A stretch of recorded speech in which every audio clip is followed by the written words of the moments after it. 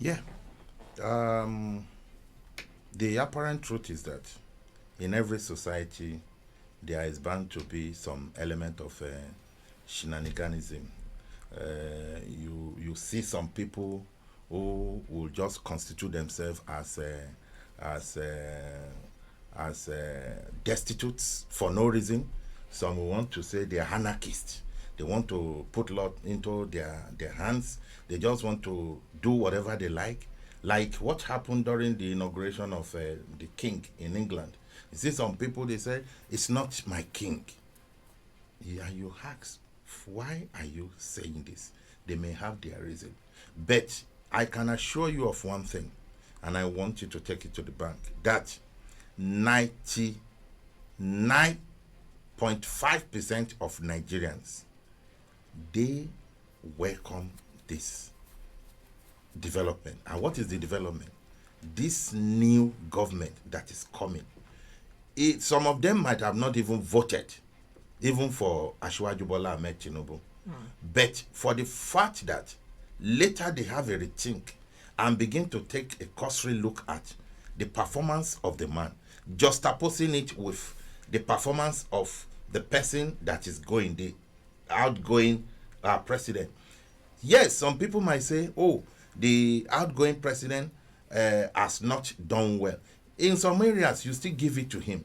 Yes, expectations were very high. Expectations were very high, especially for a man that had contested election 3 times, and people now juxtapose it with what happened in 1983 during war against his discipline, this, that, and what have you. But what they now saw, they say, why?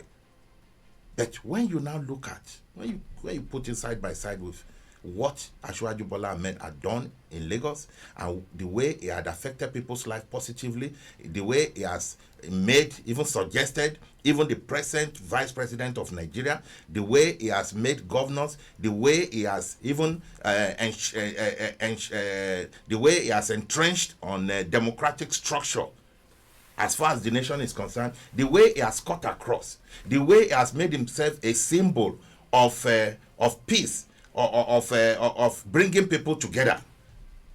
There is nowhere in Nigeria, there is no state in Nigeria that you talk about Bola Ahmed Tinubu that you will not see his hands there. So with all this, I want to believe it is a respite, and it is many people believe that a lot of fortunes are in horizon, and Nigeria may not get it right immediately, but somebody will redirect Nigeria to the right path. And with this inauguration, I want to believe, if there is anybody that is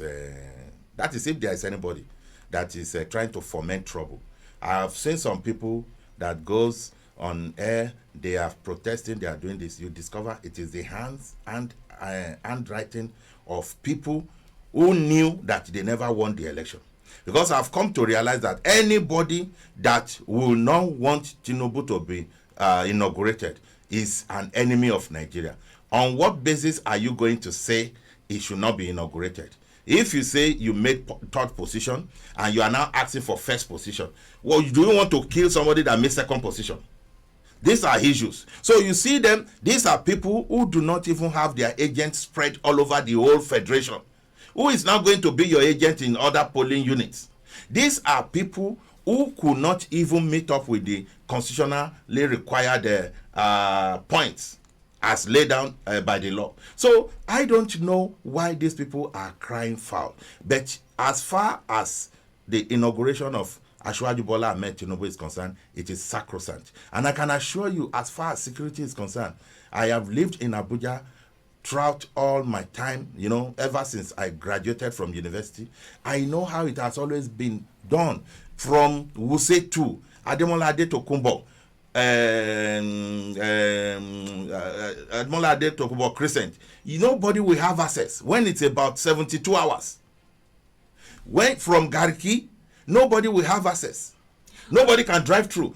And on the inauguration day, you trek from those places. And those areas must have been condoned.